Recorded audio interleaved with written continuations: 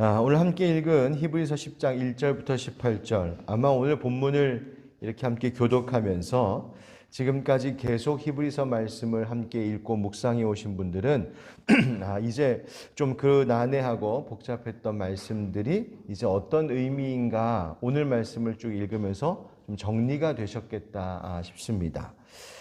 오늘 본문 말씀은 우리가 지난 한 주 동안 읽고 나누었던 본문 말씀의 내용들을 정리하고 요약하는 결론에 해당되는 부분입니다.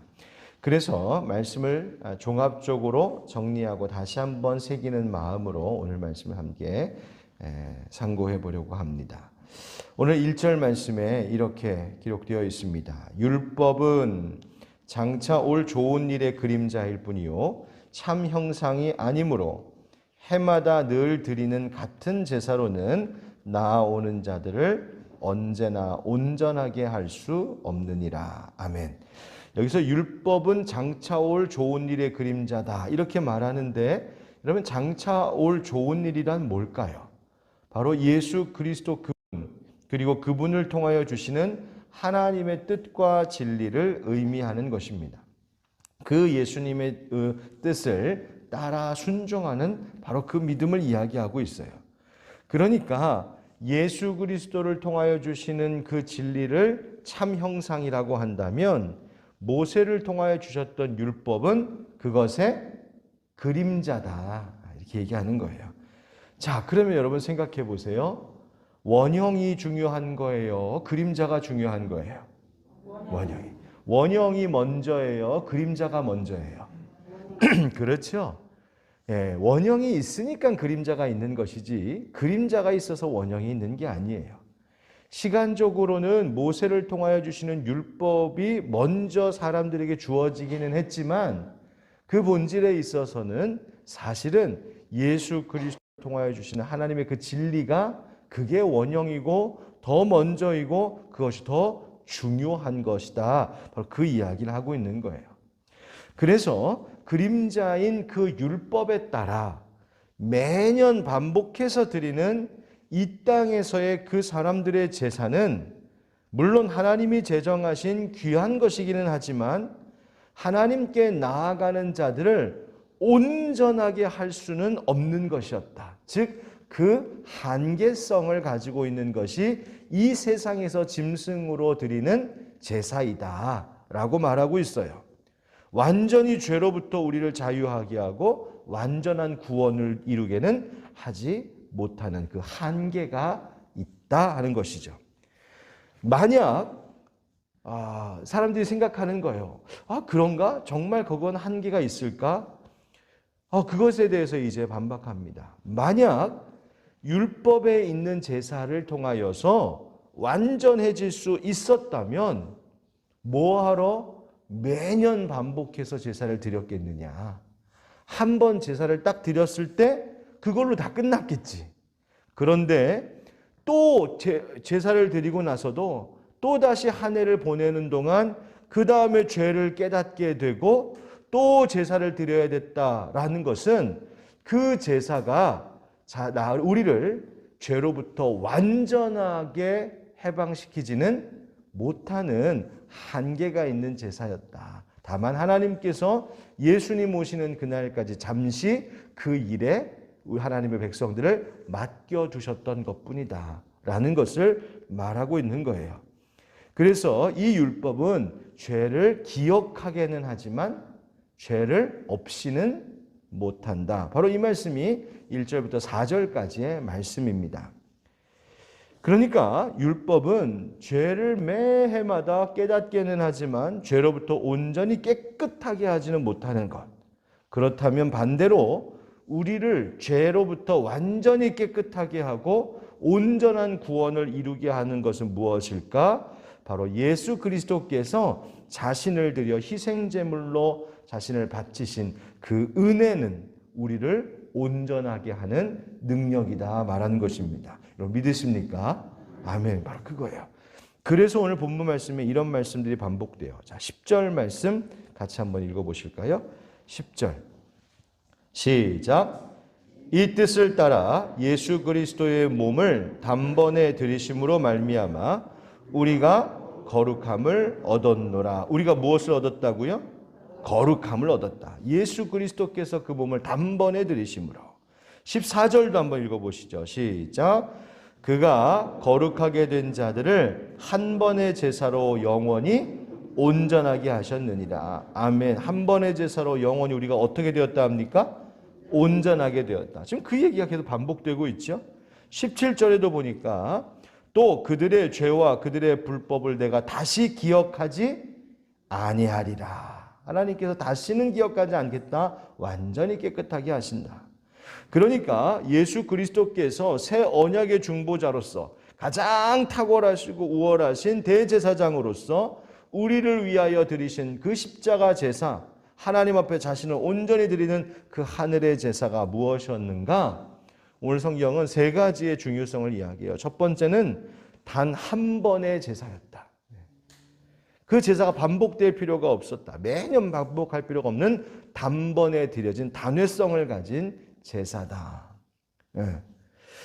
여러분 여기에서 사실은 우리 개신교와 천주교 미사의 차이가 사실 있어요. 나중에 뭐 예배학 이야기할 때 나오는 건데 여러분 항상 우리는 우리의 그 예배 개신교의 예배는 예수님의 희생 제사를 재현하는 것이 아니라 예수님은 단번에 한 번 죽으신 것으로 끝났고 그분의 부활하심을 축하하는 예배가 우리의 개신교의 예배예요.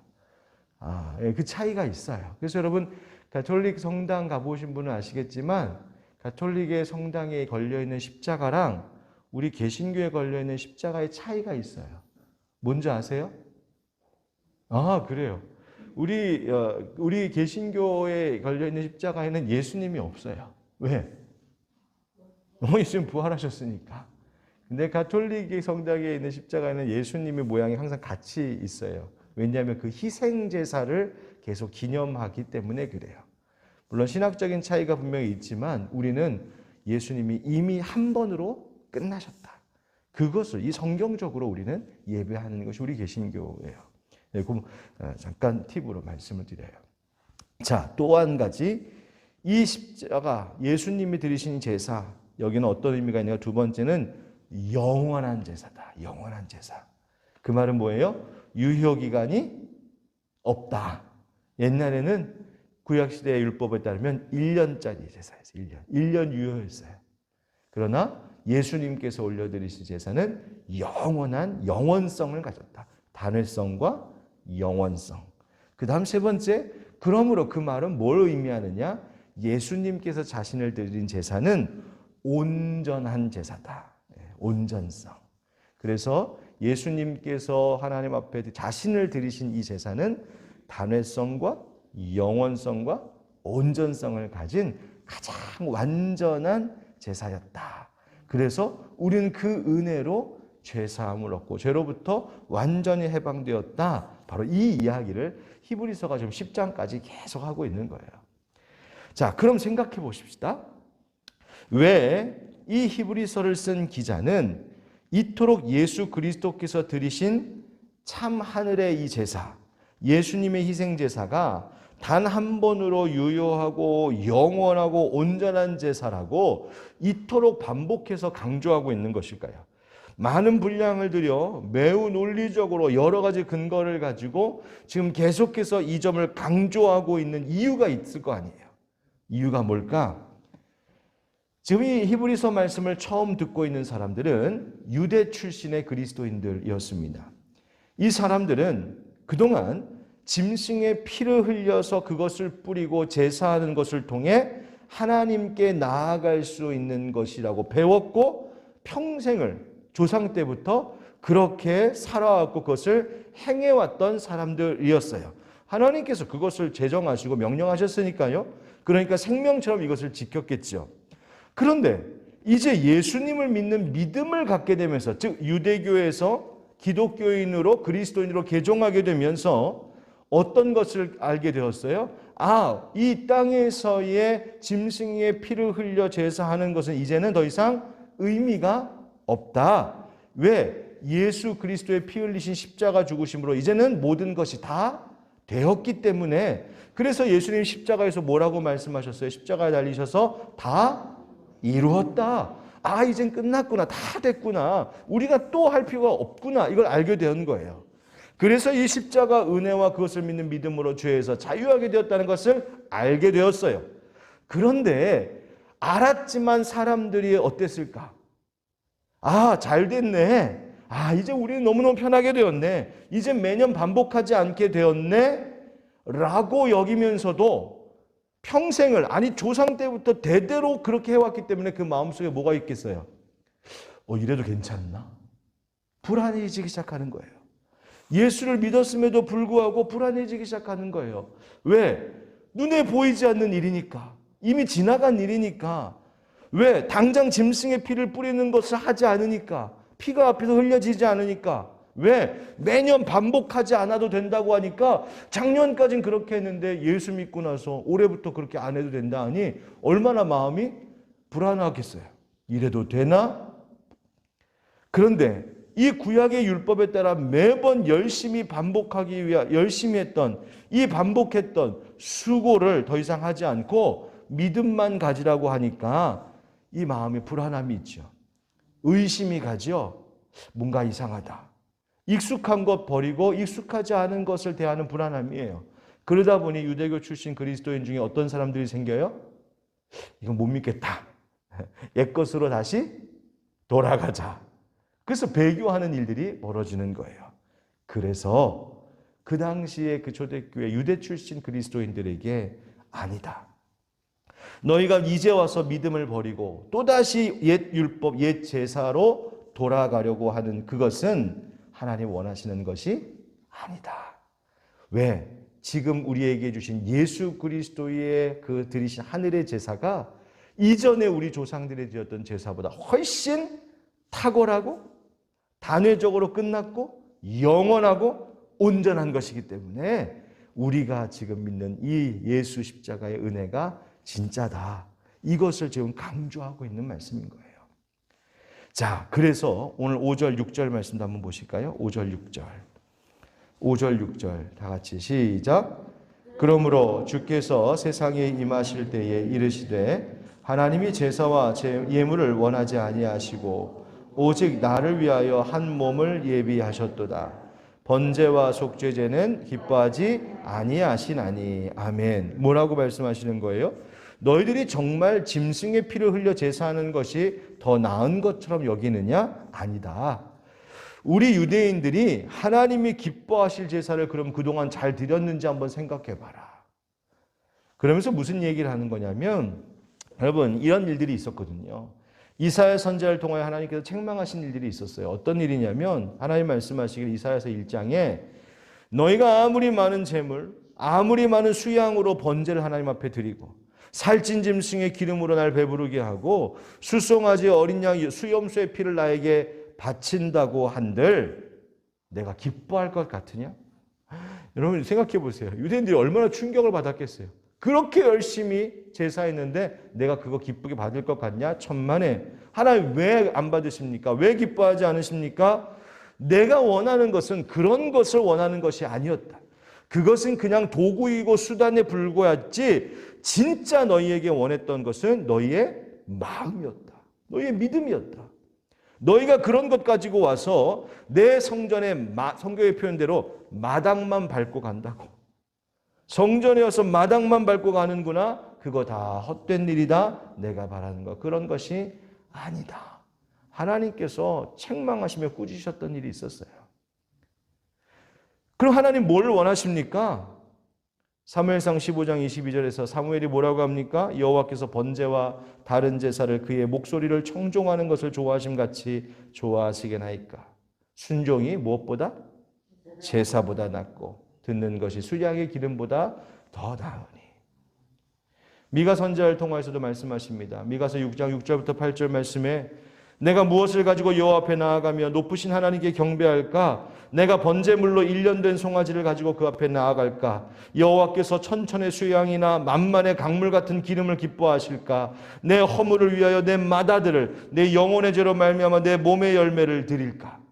어떻게 하면 하나님 기뻐하실까? 이만큼 드리면 될까? 아니면 나를 드릴까? 아니면 내 아들을 바칠까? 하나님 뭘 기뻐하실까? 그랬더니 8절 말씀에 사람아 주께서 선한 것이 무엇임을 네게 보이셨나니 여호와께서 네게 구하시는 것은 오직 정의를 행하며 인자를 사랑하며 겸손하게 네 하나님과 함께 행하는 것이 아니냐. 하나님 앞에 겸손히 그분을 믿고 따르며 순종하는 것이 하나님 진짜 원하시는 것이다. 천천의 순양보다 만만의 강물 같은 기름보다 하나님 순종하고 하나님 사랑하는 것이 더 하나님 원하시는 것이라는 거예요. 하나님께서 짐승의 제사가 아니라 바로 예수 그리스도께서 자신을 희생하여 올려드리신 그 순종을 바치시고 그것을 하나님 기쁘게 받으셨듯이 예수 그리스도께서 순종하시는 그 모습을 본받아 우리도 그 순종의 믿음으로 살아가는 것이 하나님 진짜 기뻐하시는 제사다. 그러니 옛 제사 지금 드리지 않는다고 너희들 불안해하지 말아라. 그 이야기하는 거예요. 그래서 그 다음 나오는 히브리서 11장부터 이야기, 우리 다음 주에 살펴볼 히브리서 11장부터의 이야기가 무슨 이야기예요? 믿음이 없이는 하나님을 기쁘시게 하지 못하나니. 그래서 히브리서 11장 믿음장이 이제 드디어 등장하게 되는 거예요. 그러니까 믿음장을 이야기하기 위해서 지난 한 주 8장, 9장, 10장 긴 장을 다 이 제사에 대한 이야기를 해왔던 거예요. 자, 이와 같은 이야기가 10절에도 나오는데요. 8절 볼까요? 8절, 9절. 위에 말씀하시기를 주께서는 제사의 예물과 번제와 속죄제는 원하지도 아니하고 기뻐하지도 아니하신다 하셨고, 그렇죠? 이는 다 율법을 따라 드리는 것이라. 그 위에 말씀하시기를 보시옵소서 내가 하나님의 뜻을 행하러 왔나이다 하셨으니 그 첫째 것을 폐하심은 둘째 것을 세우려 하심이다. 그래서 율법 옛것이 이제는 끝나고 새 언약 하나님 주시는 새 복음이 시작되었다. 자, 그다음 11절 보시면 이런 말씀 나와요. 제사장마다 매일 서서 섬기며 자주 같은 제사를 드리되 이 제사는 언제나 죄를 없게 하지 못하거니와. 그렇죠? 그럼 반면에 17절 18절 한번 같이 읽읍시다. 시작. 또 그들의 죄와 그들의 불법을 내가 다시 기억하지 아니하리라 하셨으니 이것들을 사하였은즉 다시 죄를 위하여 제사 드릴 것이 없느니라. 아멘. 그러니까 옛 제사는 죄를 없게 하지 못하지만 예수 그리스도를 통하여서 얻게 된 그 죄사함의 은혜로 인하여서는 다시는 제사할 필요가 없게 되었다. 그 이야기인 거죠. 그렇다면 예수 그리스도께서는 죄를 없애실 수 있다. 그렇다면 우리가 날마다 누구를 의지하며 살아가야 된다는 말이겠습니까? 예수 의지하며. 여러분 기억하십시오. 우리가 열심히 최선의 노력을 다하여 이 세상을 살아간다고 해도 정작 예수 그리스도 모르고 예수 그리스도 없이 산다면 가장 중요한 죄의 문제를 여전히 해결하지 못하고 살아가는 불행한 삶일 뿐입니다. 그러나 때로는 많이 부족한 것 같고 내가 대단한 것으로 하나님 앞에 뭔가 드리지 못하는 것 같고 사람들 보기에 근사한 인생 내가 살고 있지 못한 것 같다 할지라도 우리가 예수 믿는 믿음 안에서 산다면 예수님의 십자가 희생의 의미가 무엇인지를 우리가 알고 산다면 그것은 하나님 보시기에 가장 큰 기쁨의 삶이라고 오늘 성경은 우리에게 말해주고 있습니다. 여러분 날마다 예수님 의지하며 살아가는 여러분 되시길 주의 이름으로 축복합니다. 오늘 새벽에 찬송가 543장이 기억이 나더군요. 어려운 일 당할 때 나의 믿음 적으나 의지하는 내 주를 더욱 의지합니다. 세월 지나갈수록 의지할 것뿐일세 무슨 일을 당해도 예수 의지합니다. 아멘. 여러분 늘 예수님 의지함으로 주님께서 우리를 위하여 흘리신 그 피의 의미가 무엇인지를 기억하고 우리의 삶이 헛된 시간만 흘러가는 것이 아니라 하나님 기쁘게 받으시는 생명이 있는 하루하루가 될 수 있기를 우리 주 예수 그리스도의 이름으로 축원드립니다. 아멘.